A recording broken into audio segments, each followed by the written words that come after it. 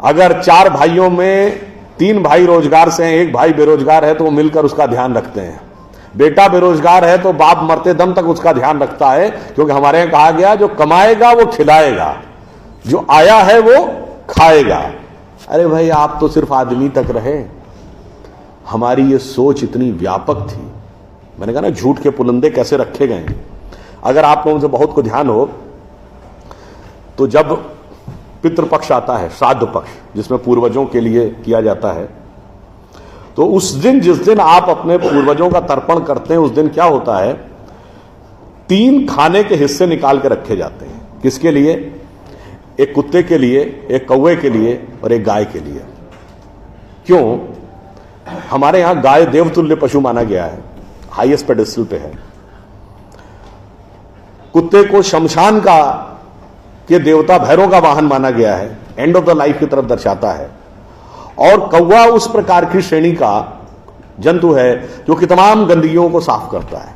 यानी हम सिंबॉलिकली ये कह रहे हैं कि अगर भगवान ने हमको सबसे developed creature of the earth और ऑफ द यूनिवर्स बनाया है, तो लोएस्ट से लेके हाईएस्ट तक हर आदमी का ख्याल रखना हमारा कर्तव्य है, हर जीव जंतु का ख्याल रखना हमारा कर्तव्य। वो वहां तक पहुंचे नहीं पहुंचे। इसीलिए मैं कहता हूं कि सिस्टमेटिकली बैठकर आप लोगों के दिमागों में, हम लोगों के दिमागों में 2-2, 3-3 पीढ़ी से ऐसी चीजें बैठाई गई जिसके ठीक उलट थी। 1-2 उदाहरण और दूंगा। जैसा ये भी ममता जी ने बोला फिल्मों के बारे में, फिल्मों में भी आपने देखा, जैसे उन्होंने बताया, एक ऐसा सीरियलों में कैरेक्टर होगा। अब मैं एक दूसरी बात की तरफ आता हूं। आपने जितनी हिंदी फिल्में देखी होंगी, भाई मैंने तो हिंदी और इंग्लिश के अलावा नहीं देखी, एक आधा उर्दू की फिल्म ही देखी है, अन्य भाषाओं की तो फिल्में मैंने देखी नहीं है।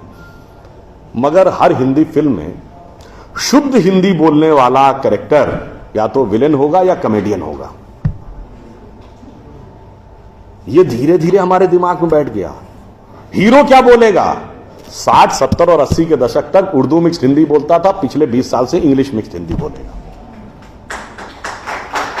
आप सबने वो गाना सुना होगा, विनोद खन्ना जी जिनकी डेथ हो गई, एक उनके ऊपर है जिसको कॉमेडियन गाना माना जाता है, प्रिय प्राणेश्वरी यदि आप हमें आदेश करें तो प्रेम का हम श्री गणेश करें। ये गाना क्या माना जाता था? कॉमेडी का। और एग्जैक्टली यही गाना, यही वर्ड्स का गाना, इब्तिदाई इश्क में हम सारी रात जागे अल्लाह जाने क्या होगा आगे, यह अच्छा गाना। और इतना ही नहीं, जी हाल मुस्किन मुगम्बुर रंजिश बहार हिजरा में सारा दिल है, इसमें दिल के अलावा कुछ समझ में आया नहीं।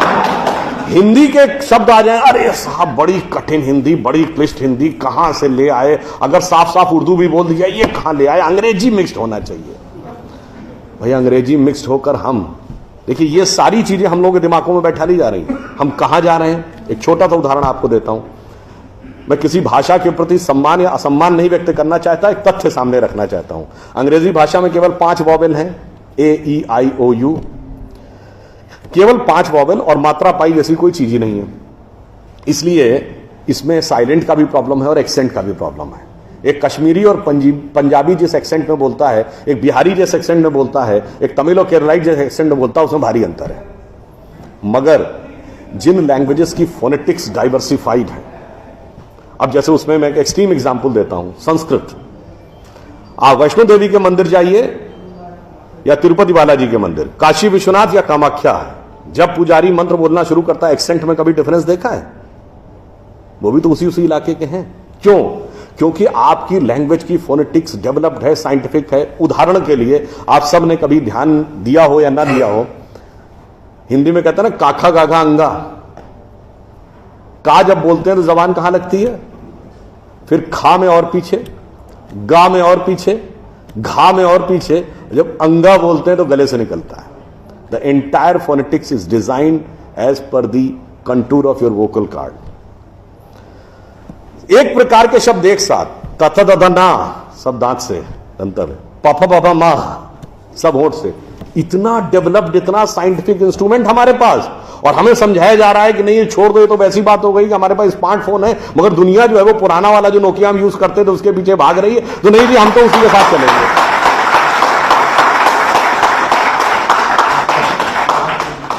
अंत में मैं एक बात और कहना चाहूंगा, हमें एक ये समझाया जाता है साइंटिफिक नहीं है, हम लोग साइंटिफिक नहीं है। साइंटिफिक एटीट्यूड से चलना चाहिए। मान लिया साहब, बिल्कुल साइंटिफिक एटीट्यूड से चलना चाहिए। मैं एक छोटी सी बात पूछना चाहता हूं। अभी एक विवाद आ गया था, उस विवाद पर नहीं जाना चाहता। जब वो हज का सब्सिडी खत्म हुई तो कुंभ मेले का विषय आ गया। कुंभ मेला हम सब जानते हैं।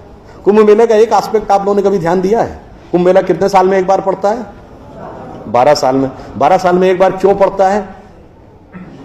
क्योंकि वो जुपिटर की साइकिल पर आधारित है। बृहस्पति ग्रह हर 12 वर्ष के बाद अपना एक चक्कर पूरा करके उसी राशि में दोबारा आता है, इसलिए कुंभ मेला 12 वर्ष में एक बार पड़ता है। हजारों सालों से चला आ रहा है, ठीक है। तो इसका मतलब हमको पता था ना कि बृहस्पति की साइकिल 12 साल की है। इनको तो अभी 100 साल पहले पता चला कि बृहस्पति की साइकिल 12 साल की है। और उसके बाद हमको समझा दिया जाता है नहीं साहब हम अनसाइंटिफिक थे। अब आप एक और बड़ी मजेदार बात देख लीजिए। सूर्य ग्रहण और चंद्र ग्रहण पड़ता है तो उसका डेट और टाइम कौन तय करता है? सरकार घोषणा करती है ना, टीवी पे आता है, रेडियो पे आता है, अखबार में आता है। किस बेस पे आता है? नासा की फिजिकल ऑब्जर्वेटरी बताती है कि फलां तारीख को इतने बज के इतने मिनट पे सूर्य ग्रहण या चंद्र ग्रहण पड़ेगा, सोलर इक्लिप्स और ल्यूनर इक्लिप्स। मगर ये बताइए 1950 से पहले तो नासा की ऑब्जर्वेटरी नहीं थी। 1920 में जब अल्बर्ट आइंस्टीन ने रिलेटिविटी की थ्योरी दी, उससे पहले रिलेटिव मोशंस ऑफ प्लैनेट नहीं पता था। सॉरी, 1916 में। 1920 में एडविन हबल एक साइंटिस्ट हुए जिन्होंने एक्सपेंडिंग यूनिवर्स की थ्योरी दी, उससे पहले एक्सपेंशन ऑफ यूनिवर्स नहीं पता था। 1900 में मैक्स प्लैंक साइंटिस्ट हुए जिन्होंने लाइट की क्वांटम की थ्योरी दी, फोटॉन्स वाली, उससे पहले प्रोपगेशन ऑफ लाइट ही नहीं पता था। 1897 में जे टॉमसन ने इलेक्ट्रॉन खोजा, उससे पहले आप मानते थे एटम अनडिविजिबल है। और 1633 में आप ये कहते थे, गैलीलियो को फांसी दे रहे थे इस बात के लिए कि उसने कहा सन रिवॉल्व्स राउंड द अर्थ गलत है। तो भैया आप 380 साल चल के जहां पहुंचे हैं, हमारा पंचांग तो युधिष्ठिर के जमाने से एज इट इज चला आ रहा है 5100 साल। मतलब ये लॉजिक नहीं है, ये तो साइंटिफिक प्रूफ। फिर भी हमें समझाया जाता है कि साहब जो हमने सोचा उस सब हम अनसाइंटिफिक थे, हम गलत थे। बड़ी मजेदार बात है। इन ए स्पैन ऑफ लिविंग जनरेशन 50 साल में, देखिए ये जो अर्बन नक्सल्स थे उन्होंने हमारे दिमागों में क्या क्या भरा और फैक्ट क्या था। 50 साल पहले जिस जिस चीज का मजाक उड़ाया गया वो चीज आज ठीक उसके उलट हो गई। 50 साल पहले कहते थे अरे यार ये अगर खेती करनी है तो mechanised farming, chemical fertiliser use करो। गाय के गोबर से कोई खेती होती? आदमी चांद पे पहुंच गया, तुम गाय के गोबर पे पड़े हो। आज नहीं, ऑर्गेनिक फार्मिंग की तरफ जाओ। 50 साल पहले क्या कहते थे? अरे भाई ये जड़ी बूटियों फल पत्ती खाने से कोई इलाज होता है? नीम हकीम खतरा है जान। खाना है तो नई दवाएं खाओ, क्रोसिन, मेटासिन, टेरामाइसिन। आज आप क्या कहते हैं? नहीं, केमिकल नहीं, हर्बल मेडिसिन की तरफ जाओ। ठीक, आज से केवल 50 साल पहले आप ये कहते थे, जब हम कहते थे पेड़ों की रक्षा करो, जंगल की रक्षा करो, पहाड़ की रक्षा करो, कहते थे this is the reminiscence of a primitive tribal civilisation. आज 1992 के रियो डी जेनेरो से लेकर 2009 के कोपेनहेगन से लेकर 2016 के पेरिस तक आप कहते हैं नेचर फ्रेंडली डेवलपमेंट करो। भैया सब कुछ उलटता जा रहा है। जो हमने कहा, जिसका आपने मजाक उड़ाया, वो सब कुछ सही होता जा रहा। अब मैं एक और बात कहूंगा जिसका कि बहुत मजाक उड़ाया गया, शायद हम लोग कभी ध्यान नहीं देते। भारत में यह कहा जाता था कि ज्ञान प्राप्त करना है तो ध्यान लगाओ। संत महात्मा जाके गुफा में ध्यान लगाते थे, पीर फकीर जाके कहते थे इल्हाम हो जाएगा। लोग कहते थे क्या बेवकूफ है, हाउ इज इट पॉसिबल? ऐसा कहीं हो सकता है क्या कि जाके ध्यान लगाया और ज्ञान प्राप्त हो गया? If you want to attain knowledge you must outreach, understand the things, meet the people, visit the place, like what Darwin has done. अब 50 साल बाद मैं आपसे पूछता हूं, आपको न्यूयॉर्क टाइम्स अखबार पढ़ना है तो दो रास्ते हैं। एक, यहां से दिल्ली से न्यूयॉर्क की फ्लाइट पकड़िए, 16 से 22 घंटे लगेंगे डिपेंडिंग अपॉन योर फ्लाइट, और आज का अखबार कल पढ़िए। और दूसरा है कि मोबाइल पे डाउनलोड करिए खट से और पढ़ लीजिए। क्यों? आपके हाथ में डिवाइस है, जिसने डिवाइस बनाई उसने सॉफ्टवेयर भी बनाया है, और जिसने सॉफ्टवेयर बनाया उसने सपोर्टिंग नेटवर्क भी बनाया है। उसी ढंग से हमारा शरीर एक डिवाइस है, तो इसके अंदर मन, बुद्धि, चित्त, अहंकार और कॉन्शियसनेस एक सॉफ्टवेयर है और उसका कनेक्टिंग नेटवर्क भी है। बस नेटवर्क से कनेक्ट होना है और सब डाउनलोड है। और अंत में मैं एक उदाहरण दूंगा। सब कुछ कहा जाता था कि पैसे के कारण शोषण हुआ, इसलिए खड़े हो जाओ, लोगों के साथ भिड़ जाओ। हमारे यहां परंपरा में त्याग का महत्व था।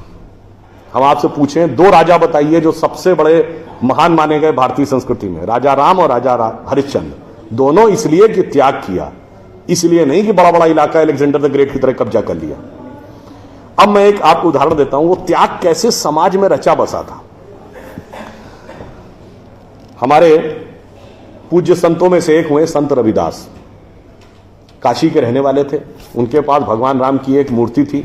काशी नरेश उनके पास गए, कहा जाता था इतनी सिद्ध मूर्ति है, आप कृपया इसे मुझे दे दीजिए।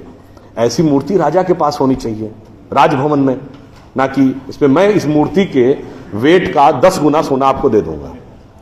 उन्होंने मना कर दिया। उन्होंने कहा जी इसके वेट का 100 गुना सोना दे दूंगा। उन्होंने मना कर दिया।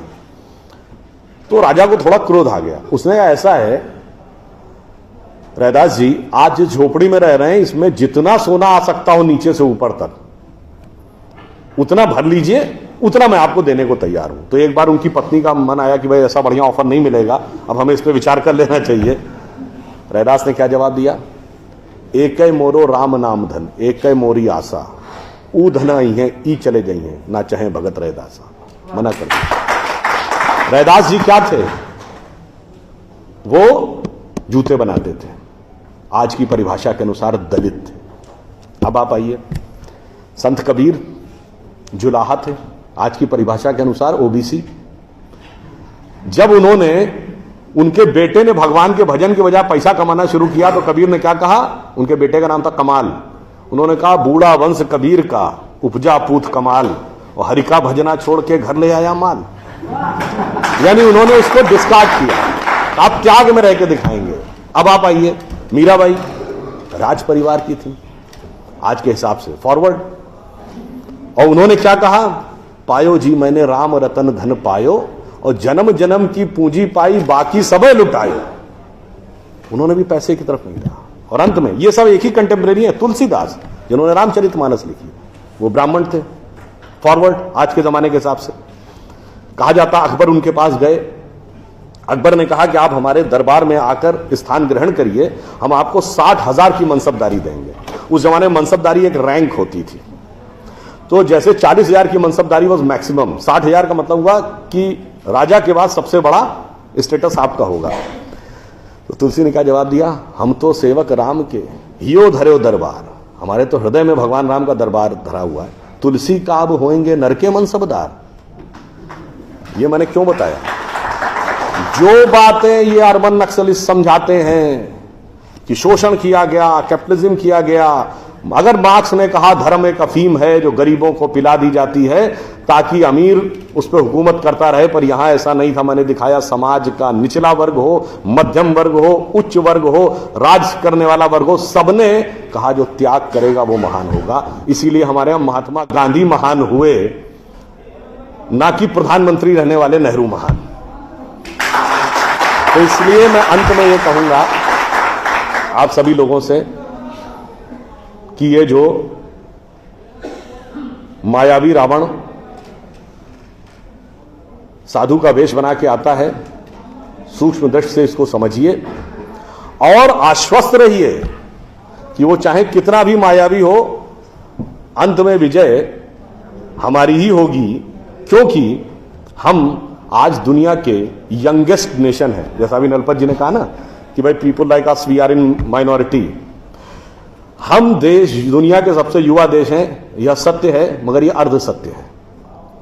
हम सबसे युवा देश और सबसे प्राचीन सभ्यता है। We are the youngest nation and the oldest civilisation. तो एक गौरवशाली हमारा भूतकाल है और एक शानदार भविष्य है जो हमारी प्रतीक्षा कर रहा है। बस बीच के इस माया के प्रपंचों को से हम बचे रहें तो कहीं कोई संदेह नहीं है। एक पंक्ति कहकर समाप्त करूंगा कि गौरवशाली था भूत, भविष्य भी महान है, अगर संभालें आप उसे जो वर्तमान है। धन्यवाद।